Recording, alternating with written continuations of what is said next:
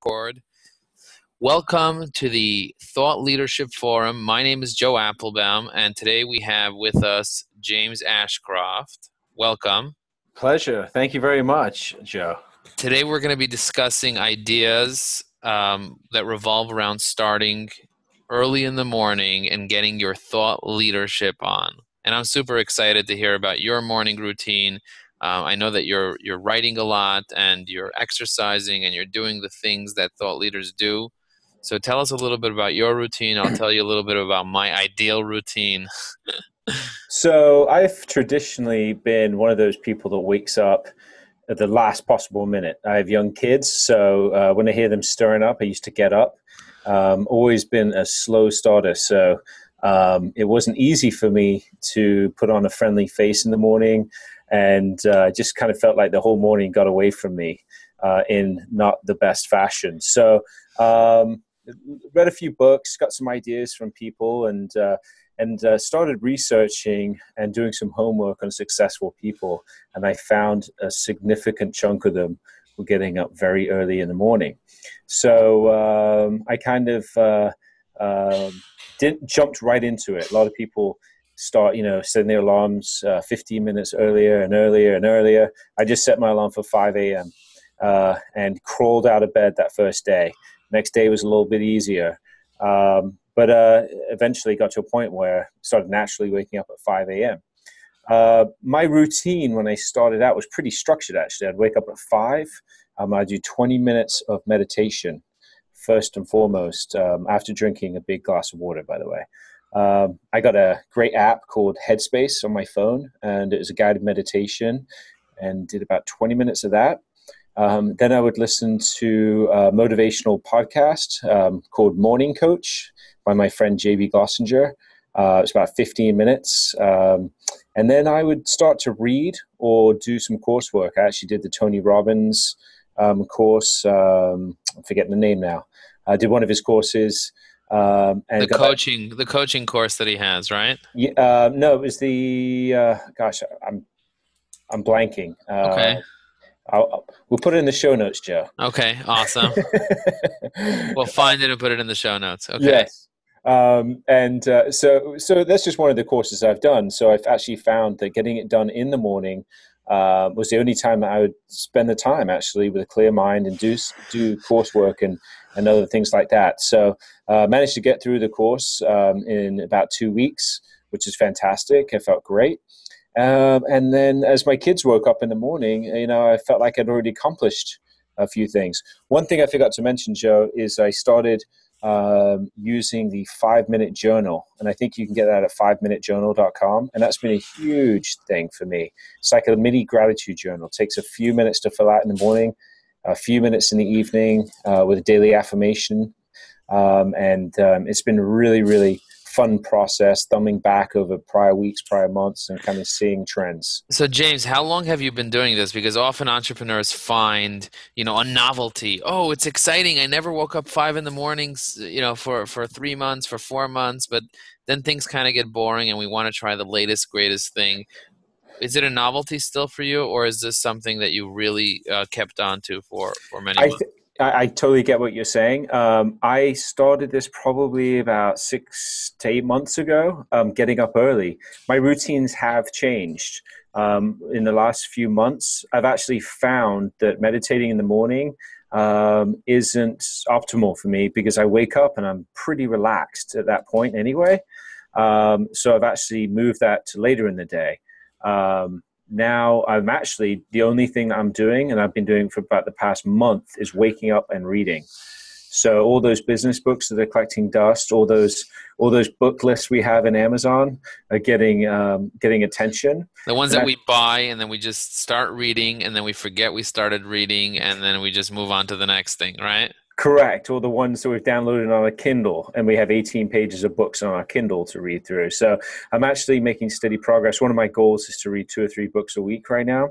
Wow. So having that hour and a half before my kids wake up in the morning has really helped me to do that. It's serious business, it's deliberate reading. I'm making the time to do it. So my routine will probably change again in another 6 months. I have So, no so idea. that's exercising your mind. Do you also exercise your heart or your body? I don't typically do that first thing in the morning. I definitely exercise my mental game in the morning. Deepak Chopra, I just attended an EO event where he was speaking, and someone asked him about his morning routine. He gets up at 4 o'clock in the morning and spends the first 2 hours from 4 to 6 a.m. every morning. And I love the way he described it. He said, "Playing with my consciousness." So Playing with it's my consciousness. Wow. so Okay. that's, whether that's meditation. I took it to mean it could be meditation, it could be reading, it could be doing, I don't know, Sudoku. I mean, whatever expands your mind, right? Whatever exercise you want to do for your mind. I thought it was a great takeaway. You have a ton of energy mentally first thing in the morning. You might not feel it right away, but grab a cup of coffee and stuff. And something about the solitude for me really works. And play with that, play with your mind a bit. For me right now, because I'm writing, I'm finding reading is a great way to kind of kickstart the idea flow, So for me, it's a little bit different. I mean, reading is awesome, and I love reading in the morning. For me, it's about, am I excited about what I have as my project, as my passion during that course of time? So one of the things I was speaking to another EOer about, she said, what conversation do you want to have for the next 2 years? So I want to be able to jump out of bed and say, I can't sleep anymore. I have to do this thing that I'm super obsessed with. I need to do my purpose. I need to take over the world. I need to find myself. Whatever it is that you're doing at that moment, whether it's your business, whether it's your community work, whether it's work within your family, what am I obsessed about at that moment? And being totally in on something allows me to get up and have this type of routine. I find that when I don't have something that I'm super excited about and I'm just kind of coasting along, that I have no reason to get up in the morning. And if I do get up and I just keep myself busy, I end up doing busy work just for the sake of having a routine, and it doesn't excite me.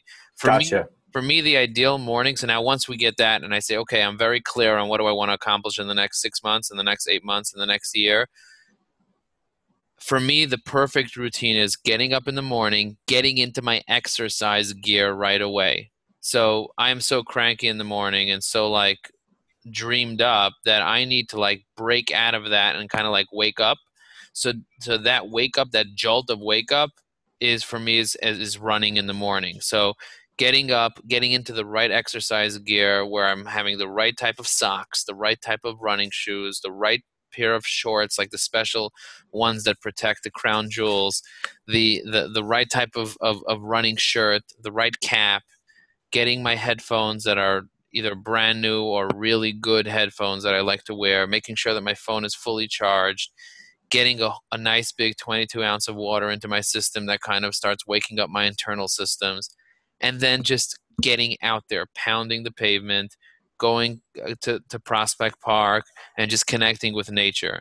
And during the run, I have ideas and things that I want to think about and projects that I'm working on. And oftentimes I take a selfie of myself doing that and post it on Facebook and on Instagram. And then on my way back, after let's say 3 miles or whatever it is, that's when the ideas start pouring in. The ideas for whatever I want to accomplish, because my blood is flowing all over my body. So now I have this high level of consciousness, I should say, because my whole internal system has woken up. Every fluid inside my body has been shifted and moved, and the amount of oxygen that my brain has now is unprecedented compared to when I'm sleeping and I'm breathing slowly. I'm rapidly breathing, sucking it in, taking deep breaths. It's a form of meditation. For me, running is a form of meditation. When I get back, the first thing that I do is I don't go into the shower right away because I'm pouring sweat. And I know that if I take a shower, I'm just going to sweat my clothing after because I'm going to keep sweating. So I want to have this calm down period where I just sit down and I take all the thoughts that I thought about while I was running, plus, plus, plus, and I write. So the first thing that I do when I get down, and while I'm running, I'm either listening to music or I'm listening to podcasts, Yep. which are super motivating for me. So I get back, I start writing down my thoughts, whether it's I just write down like how much I weigh that day, what I'm grateful for, what time I woke up, what time I went to sleep. If journaling, if I'm like in the journal mode, I'll write those things down so that I could later look and see, like, if there's any things that any things that I can connect together to kind of improve myself. Um, and then I just write some thoughts, like what I plan on doing that day, just to get things off my chest. What do I need to accomplish? What am I stressed out about? What am I anxious about? What am I grateful for? And then after, I just go into like writing some type of an article, whether it's a thought leadership article on Forbes, on Business Insider, on LinkedIn, or I'm working on my book. So I don't have a schedule of what I do when. It just has to do with what feeling that I have. On Sunday morning, I send out a weekly email. So typically, I'll already be polishing the idea of what I want to say in the email during my morning run. So if I'll get up at 4 a.m., I'll be out of the house by 4:30, back in the house by 5:30. I'll be able to properly spend the amount of time I need calming down, journaling, writing down, and then reading. After that, I take a shower, I get dressed, I pray because I'm Jewish. I have 3 prayers that I do each day. I start with the morning prayer. And then after I pray, I usually read something, whether it's the Bible or it's some business books or whatever. And then at that point, my kids start waking up. I typically make breakfast. I make sure everything's ready in the morning. And then I go to work. So that's kind of like, if I do that properly and I have that routine, I have so much energy, like jumping into the office, running up the 3 flights of stairs, and I'm ready to take over the world. How far are you running? So typically it's between 3 and 5 miles. If I'm not feeling so well or it's raining, it'll be like 1 or 2 miles. But yesterday I went for a walk. I started this new thing where I walk and talk. Yeah, So, I see that on Facebook. I think it's a fantastic idea. and yesterday I got carried away just talking and talking and talking. I didn't want to get into the subway, so I literally walked 7.6 miles. I walked That's from awesome. Brooklyn to Manhattan, across the Brooklyn Bridge, all the way up, and I had 3 solid conversations. I had some really good insights about my business in terms of our competitive advantage and what our going out to market messages is, something that we've been struggling with for a little bit because we do so many things really well. And it kind of opened up the door a little bit, and I'm starting to have that conversation. I actually had the conversation with somebody today. We help frustrated CMOs, frustrated directors of marketings get projects done. That's kind of like the concept, and it's a very clear concept that a lot of people can like relate to. And I actually spoke to somebody from from a mid-sized company that does about $200 million, and I was like, describe to me your director of marketing. And he literally said, she's frustrated, she's overwhelmed, she needs somebody like you to come in and kind of take over some of the things that she's doing so she could focus on the big picture. And I was thinking to myself, that's our message. There And you go. and I spoke to somebody that wasn't frustrated, and he said everything's under control, and he wasn't a good customer for us because he didn't really have a need for our services right now. So it's like, that's the type of insight that you get from walking 7.6 miles. No, I totally get it. I mean, some of the greatest leaders ever have taken walks. I mean, Steve Jobs, I mean, Albert Rockefeller. Einstein, Rock, Beethoven, they all did it. yeah, Rockefeller's the big one. Yeah. They always used to live on that same street with all his executives, and they always used to work together, and that's where they did a lot of their brainstorming. Just to go back, just to talk about the morning routine here. I mean, I've done. I think pretty much every which way. I mean, certainly when I was training for Ironman, I was doing a lot of active. I call it active meditation, meaning on the bike. You're doing long rides, listening to podcasts, Doing music. the same thing over and over and over, right? You do. You get into a meditative state. There's no doubt about it.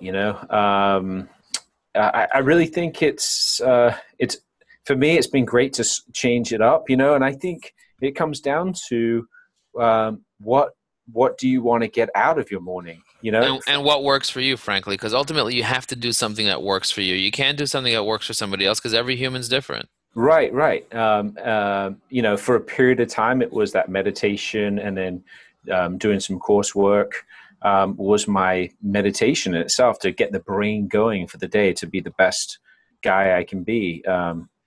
Awesome. Lately, it's been just enjoying the solitude and actually getting through books. I made a conscious decision to start reading That's more powerful. That's because powerful. 2 to 3 books a week is powerful. That's inspiring. That's something that I would want to attain to do. I think I'm going to start with one book a week, but being thorough about it. But 2 to 3 books a week is aggressive, and it's inspiring that you're doing that. Yeah, I've just found like it's like everything, right? It's setting goals because you have more of a realistic success rate. For me, I'm constantly looking for a little nugget of inspiration to write. Yeah, I'm looking for that one sentence or that one idea that just all of a sudden pops out, and I go, "Oh yeah," and then I can apply it to an experience that I've had, and yeah. then all of a sudden it snowballs. And you And definitely get them from reading books. I get them all the time from reading oh, books. Today I was having a conversation with my assistant, and we were talking about coaching. And one of the things that I realized was it just came to me like all of a sudden. I wrote it down. Coaching without permission is criticism. Is a that's form that's like that was like wow, oh my gosh, that's like if you coach somebody and they didn't ask for coaching, you're actually criticizing them. all right, And Joe. for me, that's like a whole article right there. All right, Joe. You've got 3 days to write the blog, otherwise I'm going to write it. Okay. Maybe we should both write it and see what it means to us. No, That would be it's fun. yours, and that's absolutely brilliant because that's taking an idea or concept or whatever you want to call it, coaching, and if it's done in a The certain way, most beautiful thing that you can have in the world, if you do it out of context, it becomes this really ugly thing. there you go. Yeah. Absolutely, absolutely. That's powerful. Okay, so I want to wrap this up right now. I want to thank you, James, for joining us. I want to bring in a couple of other thought leaders to join us on a regular basis and have this thought leadership forum. So this is our first one. This is a sample of what it's going to look like. So if there's somebody that you know that wants to join this, we're going to limit it to a small forum initially. But these are the types of conversations that we're going to be having, and it's going to be motivating, inspiring, and we're going to put it on our website. So we'll see you next time. Thank you very much for joining, James. And Thank you, Joe. It's been my pleasure. Look forward to many more. all right, take care.